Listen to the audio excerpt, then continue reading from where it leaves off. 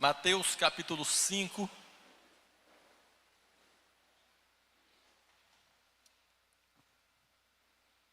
Hoje devo concluir uma série de palavras baseadas nas bem-aventuranças. Só faltam duas e eu vou juntar as duas em uma só. Juntar as duas em uma só não. Vou falar das duas de uma vez só.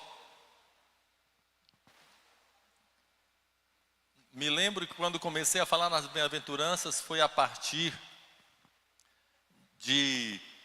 do texto de Romanos 12, versículo... Obrigado, Maurício. Romanos 12, versículo 2, que diz: para transformar-nos pela renovação da nossa mente, transformar o jeito de pensar. Então, nós fomos para as bem-aventuranças, porque nas bem-aventuranças tem o jeito de pensar de Deus. Na verdade, em toda a Bíblia tem o jeito de pensar de Deus. Eu vou tirar o meu jeito de pensar e colocar o jeito de pensar de Deus. E as bem-aventuranças têm um resumo ali da opinião de Deus sobre quem é bem-aventurado, quem é abençoado, quem é feliz, quem é abençoado. E se eu olho para as bem-aventuranças e eu digo, eu quero ser bem-aventurado, eu quero ser abençoado, e para ser abençoado eu vou ser assim, dessa forma.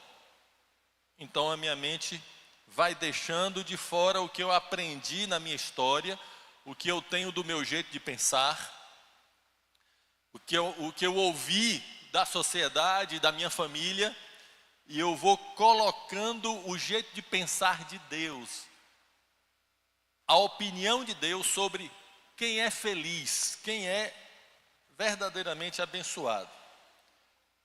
Mateus 5, vamos dar uma lida nas bem-aventuranças, desde o versículo 1, para fazer essa revisão, só na leitura, e depois vamos ficar nas duas últimas. 5:1 diz: e Jesus, vendo a multidão, subiu a um monte, e assentando-se, aproximaram-se dele os seus discípulos, e, abrindo a sua boca, os ensinava, dizendo...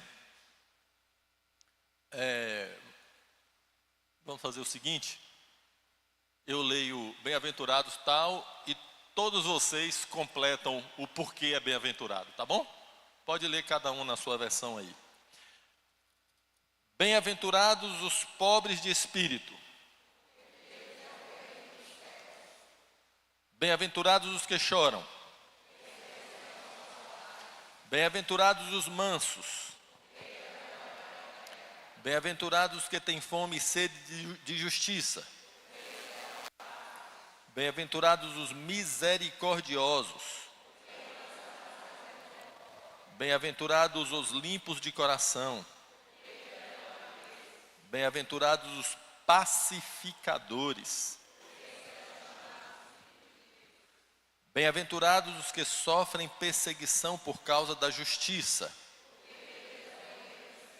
Bem-aventurados sois vós quando vos injuriarem e perseguirem e mentindo disserem todo mal contra vós por minha causa. Todos juntos? Exultai e alegrai-vos, porque é grande o vosso galardão nos céus, porque assim perseguiram os profetas que foram antes de vós. Quero ficar, portanto, com esses versículos 10, 11 e 12.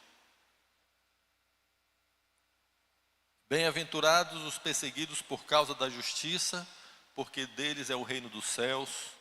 Bem-aventurados sois quando por minha causa vos injuriarem e vos perseguirem e mentindo disserem todo mal contra vós. Regozijai-vos e exultai, porque é grande o vosso galardão nos céus, pois assim perseguiram os profetas que viveram antes de vós. O versículo 10 diz: bem-aventurados os perseguidos por causa da justiça. No versículos 11 e 12 não fala perseguidos, mas fala que são bem-aventurados aqueles Obrigado, Daniel. Aqueles que são perseguidos, são injuriados, mentem por causa de Jesus. Então, o assunto aqui é o mesmo, é alguém sofrendo perseguição, injúria, algum tipo de injustiça por causa de Cristo e por obedecer a Cristo, por fazer a vontade do Senhor Jesus. Versículo 10, bem-aventurados os perseguidos por causa da justiça. Quando eu comentei daquela outra bem-aventurança,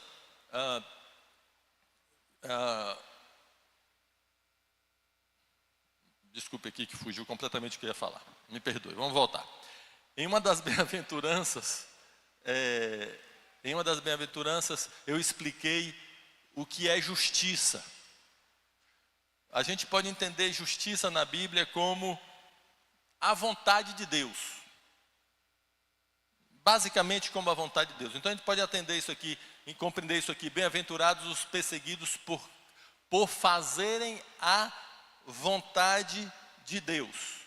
Felizes, abençoados os que são perseguidos por fazerem a vontade de Deus, porque deles é o reino dos céus. A igreja, os cristãos, os discípulos de Jesus sofrem perseguição desde o início da nossa fé. Nesse exato momento tem irmãos sendo perseguidos, normalmente em países muçulmanos ou em países que ainda têm o comunismo como regime. Então os irmãos lá no Oriente Médio estão sofrendo perseguição. Quando se convertem, eles são expulsos da família, são deserdados, são maltratados e muitos são mortos porque se converteram. Agora, um dos países mais fechados ao evangelho do mundo e onde tem mais perseguição é o Irã. As notícias que a gente tem ouvido é que a igreja no Irã é uma das igrejas que mais cresce no mundo. Quanto mais tem perseguição, mais cresce a quantidade de discípulos, mais pessoas se convertem. Perseguição nunca impediu a igreja de crescer. Nunca.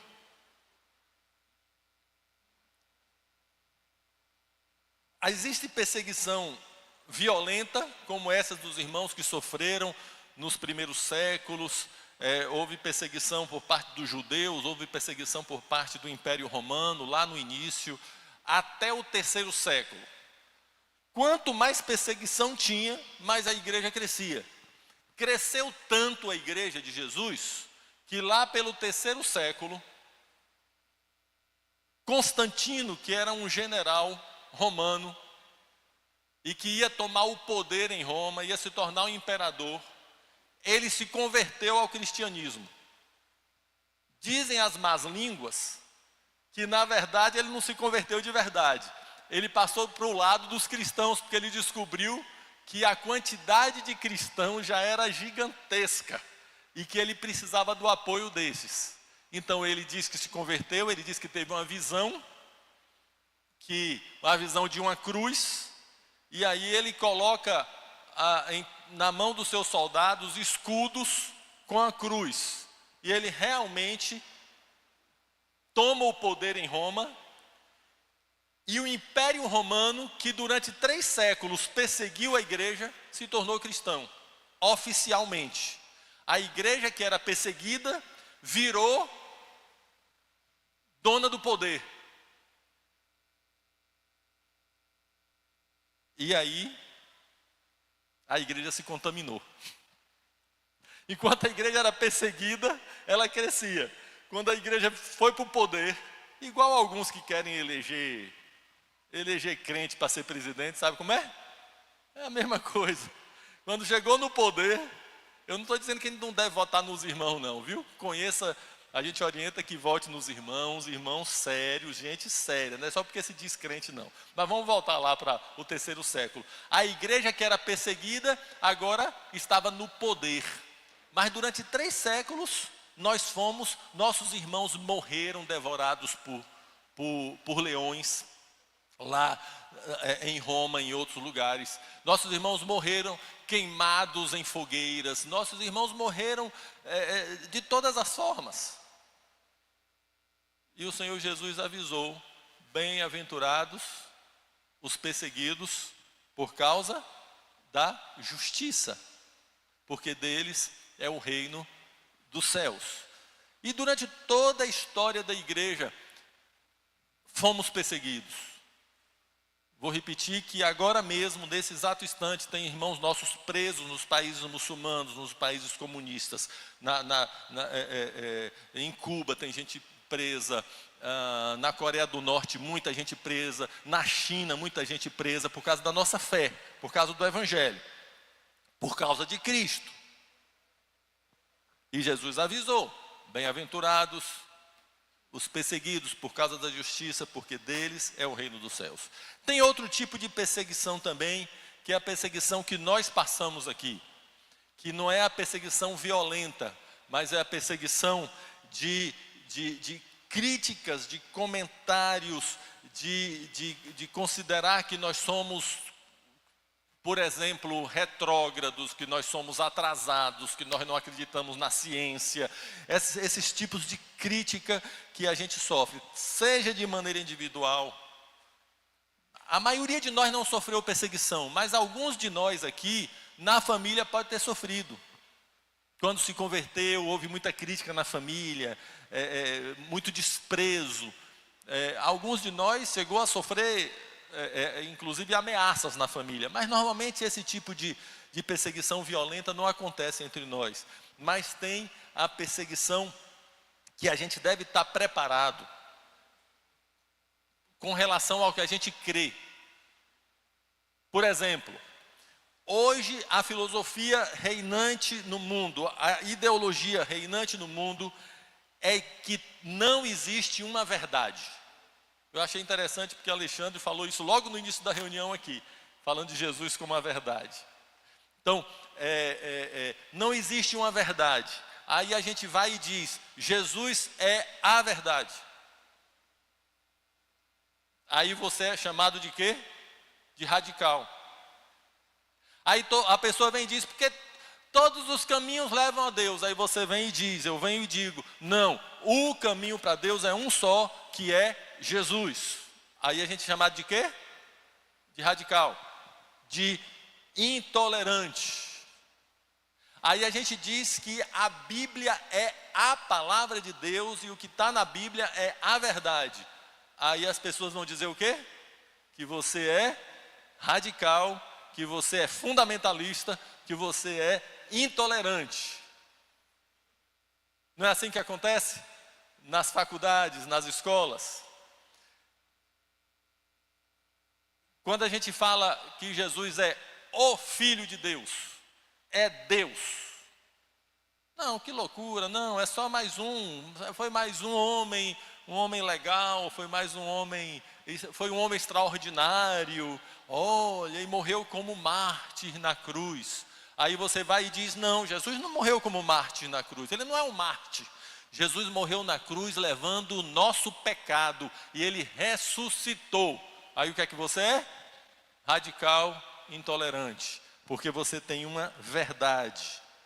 Nas questões referentes à família, então, é um caso, é uma situação que a gente sofre uma perseguição ideológica, quando a gente diz que família é constituída por um homem e uma mulher, não é um homem e outro homem. Casamento não é um homem com homem, mulher com mulher. Não é um homem com várias mulheres, não é uma mulher com vários homens. Não, é um homem e uma mulher, porque essa é uma criação de Deus, desde o início.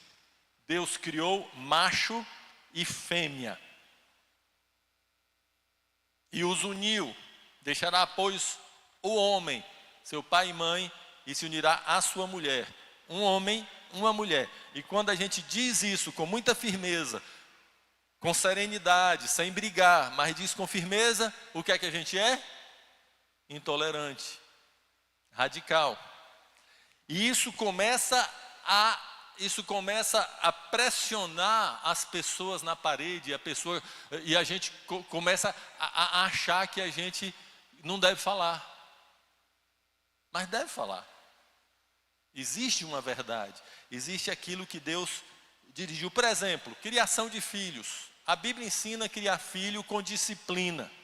Disciplina é ordem. Não é não. Sim é sim. O que pode fazer, pode fazer. O que não pode fazer, não é para fazer. E em determinada situação, a Bíblia manda usar a vara. Castigo físico, não espancamento. Mas manda usar a vara. Mas a lei do nosso país diz que se um pai ou uma mãe usar o castigo físico no filho, na criança, ele vai preso. Um pai ou uma mãe que espanca filho tem que ir preso. Qualquer pessoa que espanca outra pessoa tem que ir preso. Mas um castigo físico bem dado, com limite, numa criança é necessário. A Bíblia fala que a vara salva a alma da criança do inferno. Então a gente fala isso, que a gente ensina que os pais devem disciplinar seus filhos. Não, você não pode falar não para o seu filho, senão ele vai ficar traumatizado. Não, seu filho tem que aprender a ouvir não e obedecer. Ah, não, você está sendo radical, intolerante. Não. A gente tem princípios bíblicos. Quando a gente fala, né, do marido como cabeça da esposa, e aquele que vai amar a esposa como Cristo ama a igreja, e vai ser fiel à sua esposa, e o cara é fiel à mulher, vive para ela, serve a sua esposa, dá direção para a sua esposa, os amigos vão falar o quê? Você é um besta. Os caras estão lá pegando gente adoidada e você é fiel à sua mulher, e eles começam a criticar você. E a Bíblia fala que a mulher vai ser submissa ao seu marido. Vixe! Aí as feministas vão endoidar e falar que é absurdo a submissão, quando nem entende o que é submissão, segundo a Bíblia. Nem entende. E nós somos chamados de atrasados, retrógrados, intolerantes. Não somente isso, mas todos os princípios da palavra, santidade, por exemplo. Santidade, que maluquice que esses jovens estão aí se guardando para o casamento. Que maluquice, são doidos. Nós somos retrógrados, radicais, atrasados. Perdão, aí você perdoa a pessoa que te feriu, eu perdoo a pessoa que me fez mal, e aí as pessoas em volta chamam a gente de quê? De besta. Mas você é besta, perdoa essa pessoa, você fez o bem, está fazendo o bem de novo. Consegui explicar isso? Os dois tipos de perseguição, gente? A perseguição aberta, a perseguição de violenta, de prender. E outra coisa, estejamos preparados para essa perseguição violenta, porque ela vem aí, uma hora ela vem. Tá? E também essa perseguição ideológica. E não somente ideológica por causa dessas opiniões de ideologia, mas perseguição por causa da santidade. Mas eu vou voltar a esse assunto daqui a pouco. Como eu fiz nas outras bem-aventuranças, eu quero deixar a própria Bíblia guiar a gente. Vamos para 2 Timóteo 3:12. 2 Timóteo 3:12 diz: ora, todos quantos querem viver piedosamente em Cristo Jesus serão perseguidos. Mesmo nós que fazemos parte de um tempo e de um país que não tem perseguição aberta, mas uma vez ou outra na vida, a gente vai ser criticado ou perseguido por viver em Cristo piedosamente. Piedosamente, isto é, com piedade, de maneira correta. Se uma pessoa não tem uma vida piedosa, é uma pessoa que se adapta à situação que ela está, ela não vai ser criticada nunca. Uma pessoa que tem um compromisso com Deus frouxo, ela se adapta às pessoas onde ela está. Então, se ela está aqui junto de gente honesta, ela é honesta. Mas se ela está junto de gente desonesta, ela aceita alguma desonestidade, ela sempre vai ser elogiada por todo mundo. Aqui no grupo dos honestos vão dizer, poxa, você é legal. Aqui no grupo dos desonestos vão dizer, poxa, você é legal. Se no grupo do pessoal que tem uma linguagem pura, ele fica com essa linguagem pura, ele é legal. Aí quando ele está junto de gente que xinga, que conta piada indecente, que desrespeita os outros, ele também entra na jogada, ele também é legal. O que é que eu aprendo com isso? Que eu não tenho que me preocupar em ser legal. Tem gente que vive querendo agradar a todo mundo. Quem quer agradar a todo mundo e a si mesmo, não vai agradar a Deus. Eu vou agradar a Deus. Quem quiser viver piedosamente em Cristo Jesus, uma hora, lá no seu grupo, você vai ser criticado. Deixa eu falar uma coisa, às vezes até mesmo na igreja. Nós entendemos há muito tempo os princípios de relacionamento entre solteiros.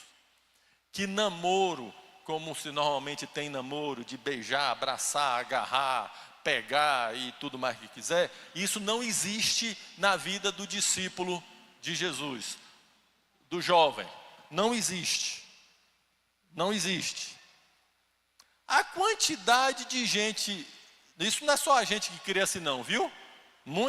Muita gente entre os cristãos entenderam esse princípio de santidade para os solteiros. Não é a gente que é maluco, não. Muita gente. E que fôssemos só nós. Muitas vezes, pessoas de outras congregações criticaram essa postura nossa. O quê? Que maluquice! Esse pessoal é radical. Crítica dentro de casa. Dentro da própria igreja. Às vezes a crítica é de alguns irmãos, que um irmão quer andar direito, quer andar correto, e outro irmão que tem a vida frouxa, a vida torta, critica esse, dizendo, você quer ser santarrão também. Às vezes acontece isso. Quer ser santarrão? Não, meu irmão, só quero ser santo, normal, como a Bíblia fala. Esse versículo é importante. Todos quantos querem viver piedosamente em Cristo serão perseguidos. Vai ter uma hora que alguém vai te criticar porque você está querendo andar de maneira correta. Você não tem que agradar as pessoas para você ficar bem. Você precisa agradar a Deus. E aqueles que conhecem a Cristo vão entender sua vida. Aqueles que não querem agradar a Cristo, deixa que eles falem. 1 Pedro 2, versículo 18 até o 20. Esses versículos também nos ajudam muito a entender sobre ser perseguido por causa da justiça ou por causa do nome de Jesus. Diz assim: servos, sede submissos com todo temor ao vosso Senhor, não somente se for bom e cordato, mas também, deixa esse versículo aí, tá? Não muda ainda não, por favor. Mas também ao perverso. Primeiro, aqui ele tá dando uma palavra. Naquele tempo tinha o servo e tinha o seu senhor, os servos e o seu senhor. Hoje nós não temos entre nós a servidão, mas existe o empregado e o patrão. o empregado, o funcionário e o seu superior. E aí ele está dizendo então, você que tem um superior sobre você no seu trabalho, seja submisso, obedeça. Não chega lá no trabalho tirando onda que só vou fazer o que eu quiser. Não, você tem um superior, obedeça. Um dos princípios mais importantes do Evangelho é a restauração da autoridade. Porque a gente aqui bem sabe, uma das características mais fortes do mundo é a rebelião. É a rebelião. A gente fica logo topetudo quando a gente faz 12 anos. Com 15 anos piora o topete, com 18 desorienta o topete, com 25 endóida o topete, e a gente não quer saber de submeter a ninguém. Não quer se submeter a patrão, a guarda de trânsito, a autoridade, a ninguém. A gente não quer submeter a ninguém. Aí a gente conhece a Cristo. E uma das primeiras coisas que a gente entende é se submeter a Cristo. E aí Jesus diz, e se submeta também às autoridades. A gente mostra que a gente é submisso a Cristo, obedecendo, sendo submisso às autoridades. Todas as autoridades, professor em sala de aula,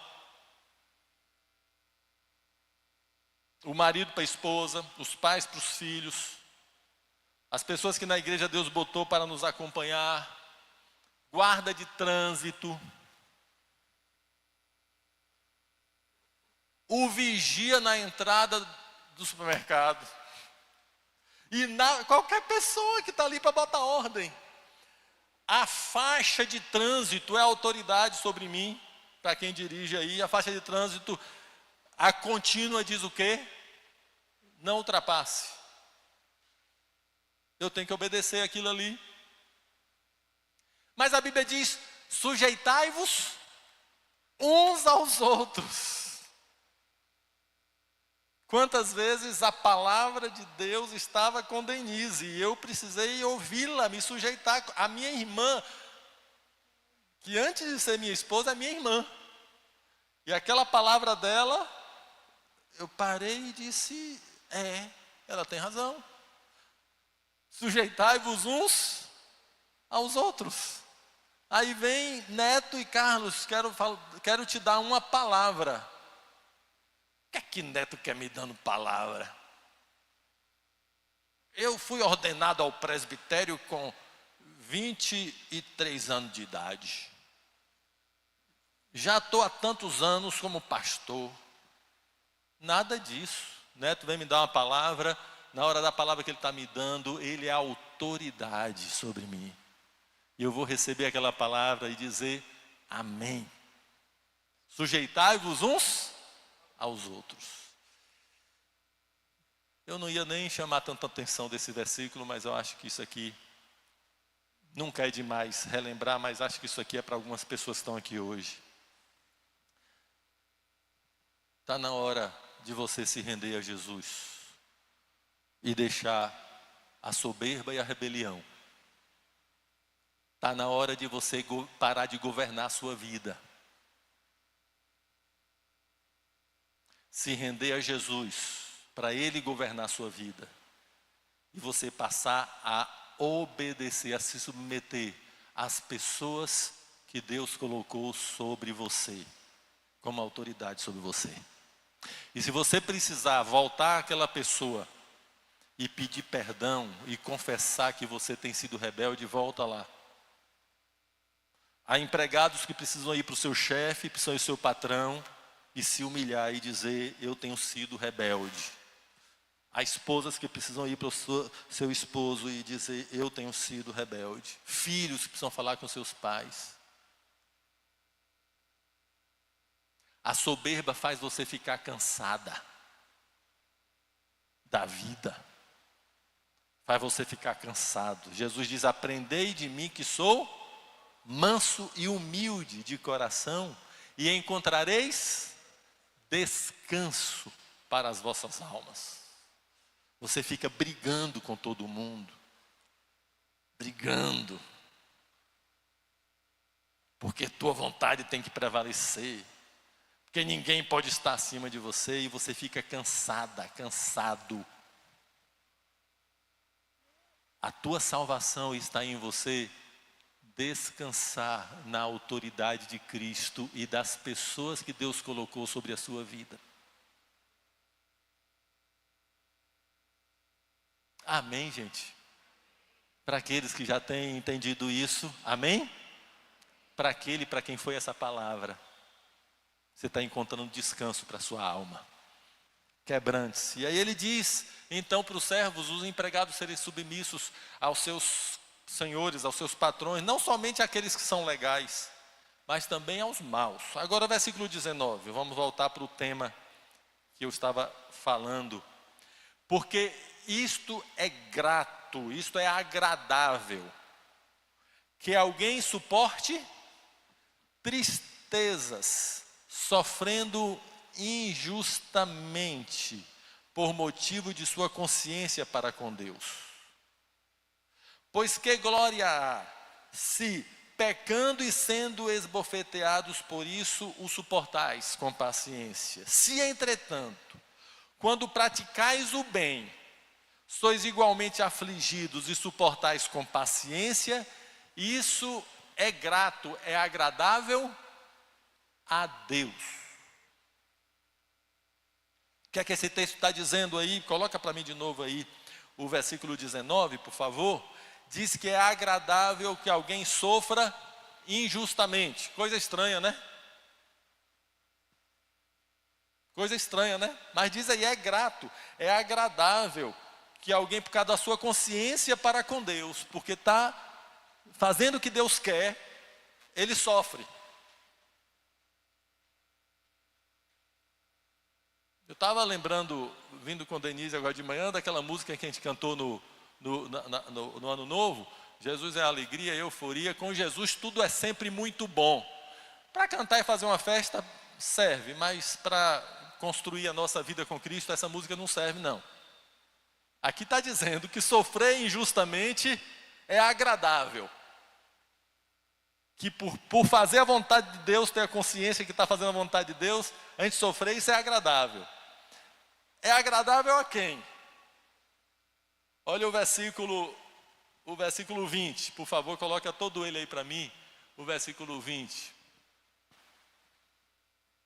É esse aí? Coloca no final do 20. Quando praticais o bem, sois igualmente afligidos e suportais com paciência, isso é grato a Deus, agradável a Deus. A quem é que eu quero agradar? A mim ou a Deus?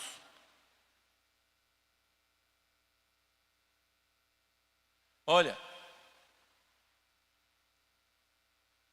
isso aqui é evangelho puro. Isso aqui forma gente saudável e não gente doente. Eu vou dizer gente doente como é. Ah, porque eu fiz as coisas que estavam na Bíblia e eu pensei que ia dar tudo certo e as coisas na minha vida não estão tão boas. Eu estou revoltado com Deus. Ah, porque na igreja as pessoas não falam direito comigo. Ah, porque ninguém me deu bom dia hoje. Pessoa carente, enferma na alma, sempre dependente de que ela esteja sempre sendo agradada. Quando a gente tem um encontro com Cristo, a gente descobre que Jesus já nos amou e agora a gente é que vai amar os outros. Amém, gente? A quem é que você quer agradar? Se você quiser agradar a você mesmo todo o tempo e quiser que todo mundo fique agradando a você todo o tempo, você vai ficar doente. Estou te avisando. Mas se a gente passar a viver para agradar a Deus e viver a vontade dEle, o resultado disso, aí é a oração de Alexandre, é saúde completa. Agora, no início do versículo 20, por favor. Estou dando trabalho para vocês aí hoje, né? O início diz, pois que glória há se pecando e sendo esbofeteados, por isso suportais com paciência. Pois é, quero falar um pouco sobre isso aqui. Existem perseguições e sofrimentos que é por causa do Evangelho, que é por causa do nosso amor a Cristo e por a gente fazer a vontade de Deus.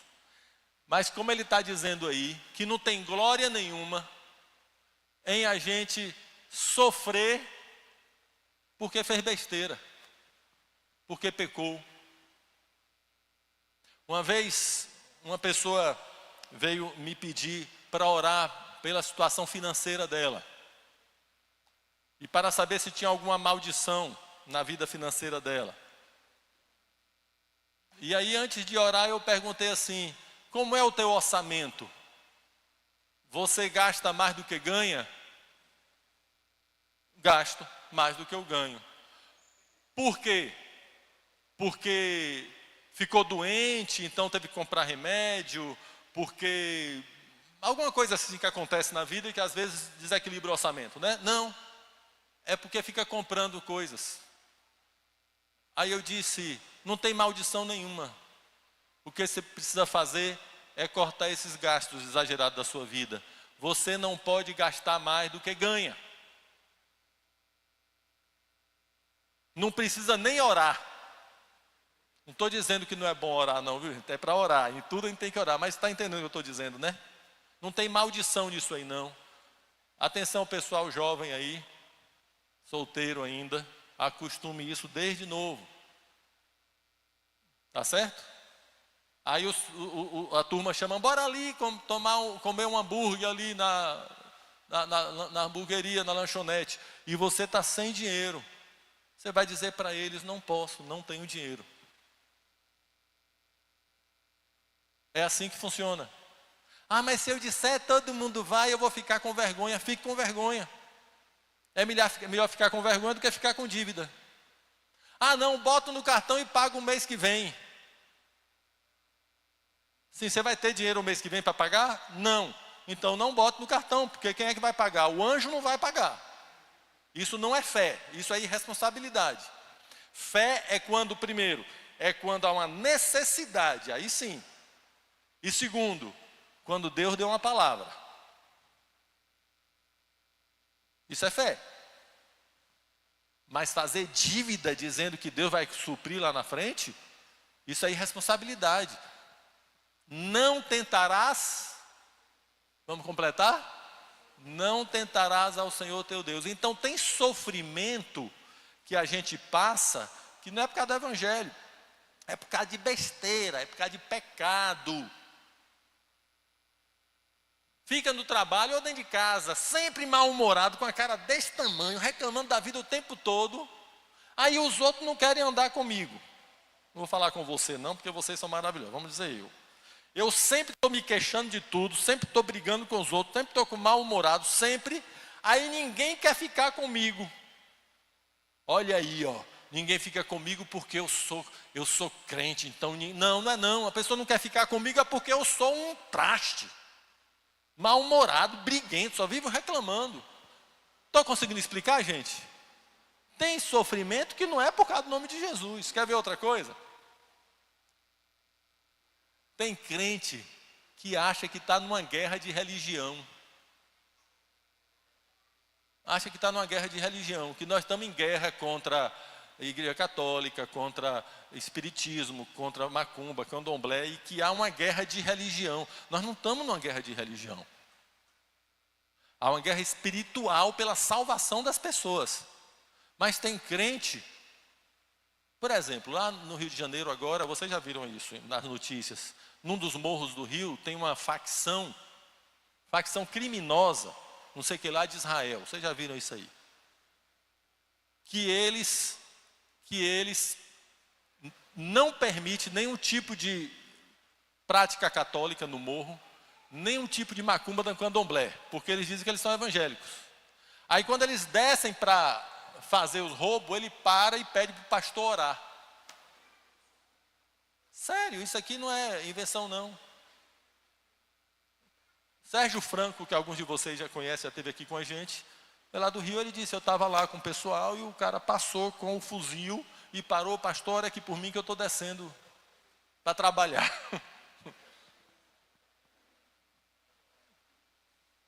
Maluquice.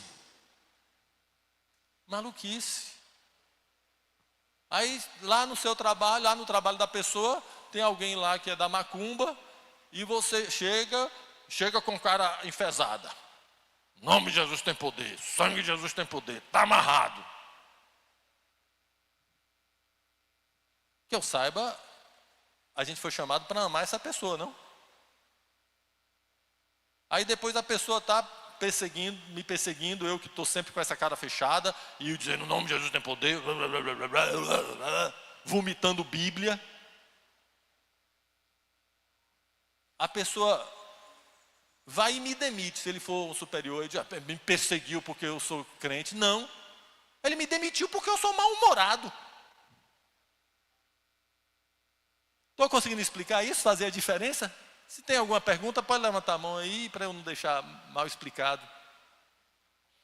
Tem perseguições que é por causa das nossas manias e esquisitices.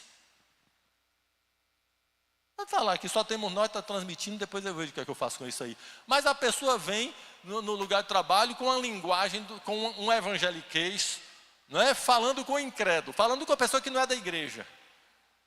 E aí, varão, o vaso está preparado para a canela de fogo. Aí o outro olha e fala, que língua é essa? Aí os outros não querem conversar com o cara, porque está perseguindo, porque não está perseguindo não, é porque o cara fala parecendo que é um extraterrestre. O que faz a gente diferente do mundo não é a nossa linguagem cheia de manias. A gente tem que falar normal, gente. Amém, gente?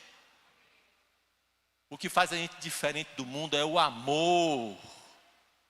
Vou falar isso milhões de vezes. O que faz a gente ser discípulo de Jesus é o amor. É a misericórdia, é o perdão, é a vida correta, é a honestidade. Não é não, gente? É isso. Tem perseguições que não são por causa do evangelho. É por causa de besteira nossa. Por causa dos pecados, inclusive, que a gente comete. Por que é que são bem-aventurados os que são perseguidos por causa de Jesus? Por que é que são bem-aventurados os que são caluniados? Final do versículo, versículo 12, por favor. Versículo 12 de Mateus 5. Regozijai-vos, exultai, porque é grande o vosso galardão nos céus, pois assim perseguiram os profetas que viveram antes de vós. Por que é que quando perseguem a gente é bem-aventurado? Por dois motivos. Primeiro, pelo galardão, pela recompensa. A gente coloca os olhos na eternidade. Haverá uma recompensa para os filhos de Deus. A gente coloca os olhos no futuro, na volta de Jesus, e coloca os olhos no passado. Porque assim perseguiram os profetas que viveram antes de vós. Eu quero concluir essa série de palavras sobre bem-aventurança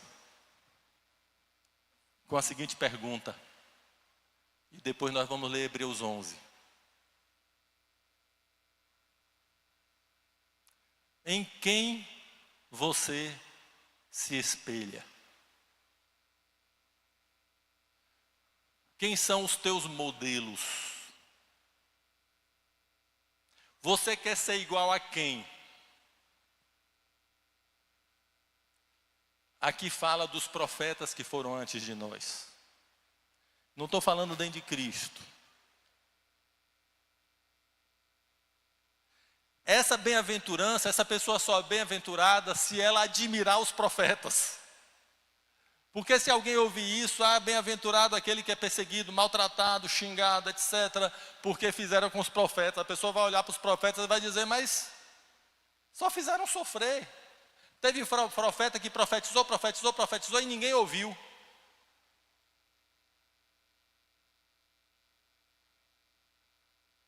Mas eu olho para estes homens e mulheres e eu digo, eu quero ser como eles foram. Quando eu era aí com meus 17 anos, 18 anos, 16 até os 18 anos, eu recebi um livro que era a experiência de batismo no Espírito Santo de homens e mulheres de Deus durante toda a história da igreja, desde lá Atos dos Apóstolos até o nosso tempo. Bem, eu estou falando do nosso tempo agora, 1979. E eu li aquela história, daquelas experiências daqueles homens e mulheres, e eu disse, eu quero isso para mim. Depois eu tomei conhecimento de homens e mulheres da história da igreja, os apóstolos, olhar os apóstolos aqui na Bíblia, no Novo Testamento e dizer, Paulo, eu quero ser como Paulo. Paulo morreu degolado. Eu quero ser como Pedro, morreu crucificado de cabeça para baixo. Por quê? Porque quando iam crucificá-lo, ele disse, não sou digno de ser crucificado do mesmo jeito que o meu Senhor foi. Me crucifiquem de cabeça para baixo. Eu quero ser como Barnabé, eu quero ser como Natanael, eu quero ser como João. João morreu de morte morrida, não morreu de morte matada. Foi o único dos apóstolos que morreu de morte natural. Os outros todos morreram matados. Morreram mortos por alguém. João morreu velhinho, mas uma parte da vida estava exilado na ilha de Patmos, por causa de Jesus. E ali ele recebeu a revelação do Apocalipse. Eu quero ser como João. Depois do tempo dos apóstolos vem, quem quiser estudar a história da igreja, você vai ver os chamados pais da igreja, os padres da igreja, pais da igreja, lá do 2º século, 3º século. Muitos que a igreja católica chama de santo, foram homens santos mesmo. Homens que deram a vida por causa do nome de Jesus. Aí nos meus 18 anos, 19 anos, eu comecei a ler de homens como John Wesley, Charles Wesley, homens que pregaram o evangelho, Moody, Finney, gente ali dos avivamentos da Inglaterra, dos Estados Unidos, lá do século XVIII, século XIX, outros do início do século XX. Eu li aquelas histórias e aquilo me encantava. Quem quiser depois, quem nunca teve contato com esses nomes, pega comigo esses nomes aqui para você estudar, joga na internet, você vai ver a história deles. Martinho Lutero, lá no 5º século, que se levantou denunciando os desmandos e as heresias da igreja católica, e Lutero foi expulso da igreja católica, e João Calvino, Zwinglio, gente que pagou um preço, gente que foi morta na Inglaterra ali pelo século XV, XVI, gente que foi, muita gente que foi queimada viva. Quero ser como esses homens, quero ser como essas mulheres. A Bíblia fala, a Bíblia não, a história da igreja fala de Policarpo. Policarpo no 2º século. Policarpo foi discípulo de João. João foi discípulo de Jesus. Policarpo foi discípulo de João. Olha que coisa legal, né? Discipulado. Jesus discipulou João, João discipulou Policarpo. E Policarpo, com 80 e tantos anos, pregando o evangelho, sofrendo perseguição. Em mais uma dessas investidas, os soldados chegaram e disseram para ele, Policarpo, foge. Ele disse, não, chega. Não vou, chega de fugir, não vou fugir mais não. Podem me levar. E ficou ali, os soldados pegaram e levaram, preso. E amarraram Policarpo numa estaca de madeira e colocaram lenha, uma fogueira embaixo, e alguém disse: negue a Jesus, e nós te soltaremos daí. E Policarpo respondeu: o meu Senhor não me negou durante os 80 anos da minha vida, eu vou negá-lo no último dia da minha vida? Pode botar fogo aí. E colocaram fogo, e Policarpo foi queimado vivo. Eu quero ser como Policarpo. Qual é o projeto de tua vida? Atenção, jovens solteiros, mas todos os outros. Porque quem já está idoso ainda tem projeto de vida. Quem já passou dos 60 tem muito mais do que conseguir estacionar na vaga de idoso. Quem estava aqui no ano novo viu Jaceman falando, recitando a música de Asaf, há muito mais. Ele estava falando comigo, mas era para todos nós. Há muito mais. Há muito mais da graça de Deus na vida da gente, para ganhar gente. Paulão, eu tenho que citar você. Paulão agora está quase morador da ilha. E ele disse para a gente, lá no lugar, são parentes, né? Conhecidos, parentes conhecidos, vou ganhar gente para Jesus lá. É assim mesmo. Assim foi com os profetas antes de nós. Quero terminar lendo com vocês Hebreus 11. E estou te perguntando, jovens, idosos, homens e mulheres, de verdade, oro para que essa minha pergunta seja a voz do Espírito Santo no teu coração. Quais são os teus projetos? O que é que você está olhando para quê e para quem?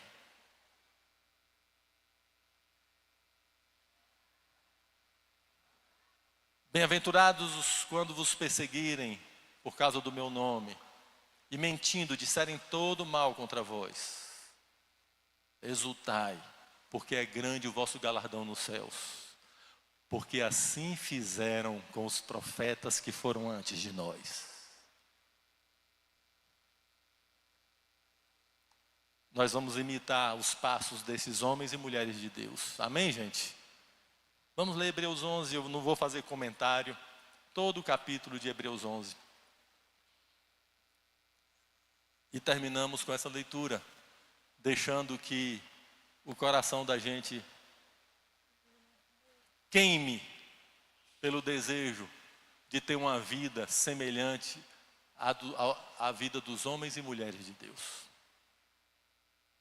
Ora, a fé é a certeza de coisas que se esperam, a convicção de fatos que se não vêem. Pois pela fé os antigos obtiveram bom testemunho. Pela fé entendemos que foi o universo formado pela palavra de Deus, de maneira que o visível veio a existir das coisas que não aparecem. Pela fé, Abel ofereceu a Deus mais excelente sacrifício do que Caim, pelo qual obteve testemunho de ser justo, tendo a aprovação de Deus quanto às suas ofertas.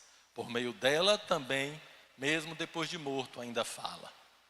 Pela fé, Enoque foi trasladado para não ver a morte. Não foi achado porque Deus o trasladara, pois antes da sua trasladação, obteve testemunho de haver agradado a Deus. De fato, sem fé é impossível agradar a Deus, porquanto é necessário que aquele que se aproxima de Deus creia que Ele existe e que se torna recompensador, galardoador dos que o buscam. Pela fé, Noé, divinamente instruído acerca de acontecimentos que ainda não se viam, e sendo temente a Deus, aparelhou uma arca para a salvação de sua casa, pela qual condenou o mundo e se tornou herdeiro da justiça que vem da fé. Pela fé, Abraão, quando chamado, obedeceu, a fim de ir para um lugar que devia receber por herança, e partiu sem saber aonde ia. Pela fé peregrinou na terra da promessa, como em terra alheia, habitando em tendas com Isaque e Jacó, herdeiros com ele da mesma promessa, porque aguardava a cidade que tem fundamentos, da qual Deus é o arquiteto e edificador. Pela fé também a própria Sara recebeu poder para ser mãe, não obstante o avançado de sua idade, pois teve por fiel aquele que lhe havia feito a promessa. Por isso também de um, aliás, já amortecido, saiu uma posteridade tão numerosa como as estrelas do céu e inumerável como a areia que está na praia do mar. Todos estes morreram na fé, sem ter obtido as promessas, vendo-as, porém, de longe, e saudando-as e confessando que eram estrangeiros e peregrinos sobre a terra. Porque os que falam desse modo manifestam estar procurando uma pátria. E se na verdade se lembrassem daquela de onde saíram, teriam oportunidade de voltar. Mas agora aspiram a uma pátria superior, isto é, a celestial. Por isso Deus não se envergonha deles de ser chamado o seu Deus, porquanto lhes preparou uma cidade. Pela fé, Abraão, quando posto à prova, ofereceu Isaque. Estava mesmo para sacrificar o seu unigênito, aquele que acolheu alegremente as promessas, a quem se tinha dito: em Isaque será chamada a tua descendência, porque considerou que Deus era poderoso até para ressuscitá-lo dentre os mortos, de onde também figuradamente o recobrou. Pela fé, igualmente, Isaque abençoou a Jacó e a Esaú acerca de coisas que ainda estavam para vir. Pela fé, Jacó, quando estava para morrer, abençoou cada um dos filhos de José e, apoiado sobre a extremidade do seu bordão, adorou. Pela fé, José, próximo do seu fim, fez menção do êxodo dos filhos de Israel, bem como deu ordens quanto aos seus próprios ossos. Pela fé, Moisés, apenas nascido, foi ocultado por seus pais durante 3 meses, porque viram que a criança era formosa. Também não ficaram amedrontados pelo decreto do rei. Pela fé, Moisés, quando já homem feito, recusou ser chamado filho da filha de Faraó, preferindo ser maltratado junto com o povo de Deus a usufruir prazeres transitórios do pecado. Porquanto considerou o opróbrio, a vergonha de Cristo, por maiores riquezas do que os tesouros do Egito, porque contemplava a recompensa, o galardão. Pela fé, Moisés abandonou o Egito, não ficando amedrontado com a cólera do rei. Antes permaneceu firme como quem vê aquele que é invisível. Pela fé, celebrou a Páscoa e o derramamento do sangue, para que o exterminador não tocasse nos filhos dos israelitas. Pela fé, atravessaram o Mar Vermelho como por terra seca, tentando os egípcios, foram tragados de todo.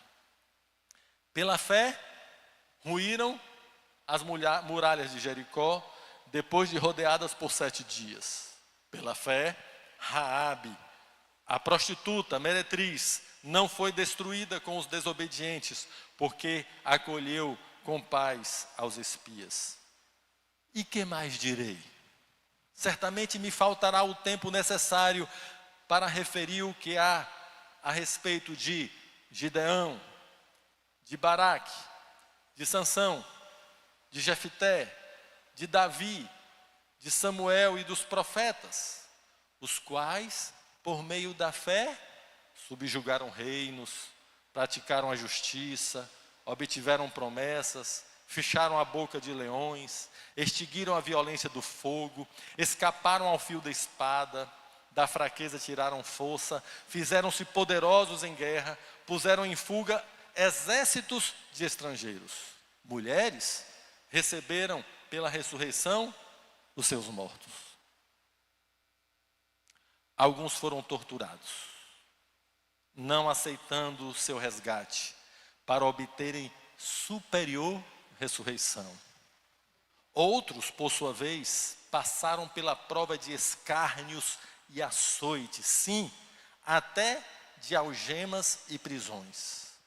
Foram apedrejados, provados, cerrados pelo meio, mortos a fio de espada, andaram peregrinos, vestidos de peles de ovelhas e de cabras, necessitados, afligidos, maltratados, homens dos quais o mundo não era digno, errantes pelos desertos, pelos montes, pelas covas, pelos antros da terra.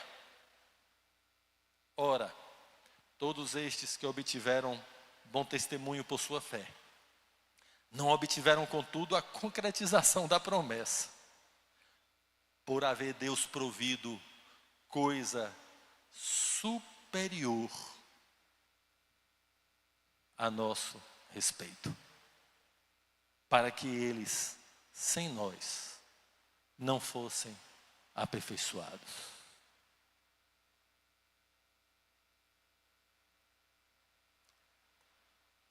Eu quero fazer parte dessa lista.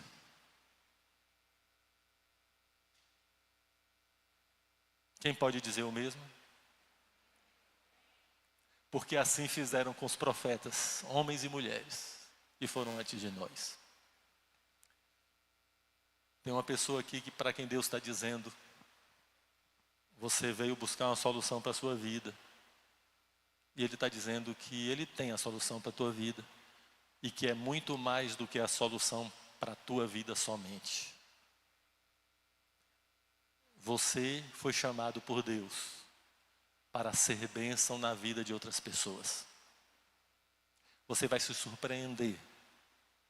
Porque não somente você vai ter a força necessária para passar as lutas da sua vida e vencer as suas tentações, mas você vai ver milagres acontecendo na vida de outras pessoas através de você. Porque assim foi com os profetas, homens e mulheres, antes de nós. A gente pode terminar essa nossa reunião de hoje orando e dizendo: Pai, eu quero fazer parte dessa lista. O meu projeto de vida é ser como o Senhor e ser como os teus profetas. Recebe a minha vida aqui. Me ajuda na minha luta, nas minhas tentações, na batalha da vida. Mas eu não quero viver somente disso, de ser socorrido no meu dia a dia. Eu quero estar na lista dos homens e mulheres de Deus que foram usados para salvar pessoas, e se for o caso, foram até cerrados no meio. Mas eu quero estar na lista. Talvez tenha alguém aqui que sequer já se converteu a Jesus e nem é batizado ainda. Essa palavra é para você também. Porque Jesus morreu por você na cruz, perdoou os teus pecados. Está na hora de entregar a tua vida para Jesus. Para você entrar nessa lista aqui. Amém? Bem-aventurados sois vós,